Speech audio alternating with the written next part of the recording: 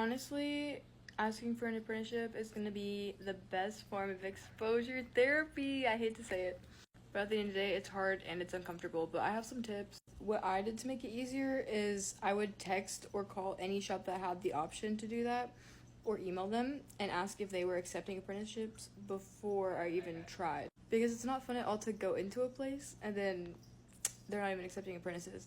So also you can like call them, anything. But yeah. Then a lot of times some of them will even be like, you can just sit in your portfolio right now and they'll tell you from then and there if you can keep going with the process.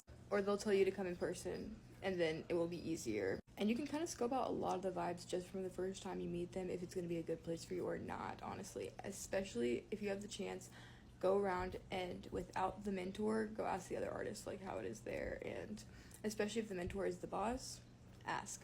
They will definitely be honest with you, at least hopefully. I mean, I can't confirm that, but I'm honest with people, especially when they ask, and people that I know have been honest in the past with me and stuff. But you can also tell like if you click with the person, if it's a good vibe for you, because if you don't click with the mentor, it's not going to be a fun year, 2 years of your life, which it needs to be at least enjoyable because you'll be there for a long time, like many hours. But yeah, you might have to go to a few different places. At the end of the day, though, this does help. It helped me, but it is still gonna be like exposure therapy. And at the end of the day, you have to be honest with yourself and think like, is this place a good fit or no? Am I being too like forgiving because I just want an apprenticeship right now?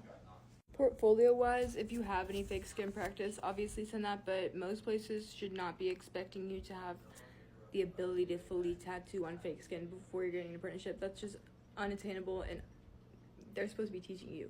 So if they expect that, that's also low-key a red flag. Your portfolio should be a mix of all different kinds of art that you have. If you do different mediums, one of every medium at least, multiple if you have it. If you do realism, that's a really good thing to show. Tattoo flash that you've already had done. Like if you have flash that's already made, definitely include that. It helps. But just already having fake skin is not a requirement. And I do recommend to at least get a machine and some supplies before you start your apprenticeship, but it's not required. It's just going to be an expensive setup and you're going to want to prepare yourself. My portfolio had like 75 images in it, but I've seen anywhere from 50 to like 150, so. And they don't all have to be like perfect finished images. They weren't all like super polished. It's just stuff that shows your actual skill and ability. It's not like you're applying to art school, but obviously not like a draft sketch, but you know what I mean. Not like polish every single thing, because I had some flash that was shaded in and some flash that was just line work, and a lot of it was drawn on my iPad. But pen and paper flash is also good too. But it's always a good idea to take a lot of pictures of your portfolio and have it all saved to an album on your phone, so that whenever, if they do ask you to send it in on your phone, you have that ability to do that. I hope this helps.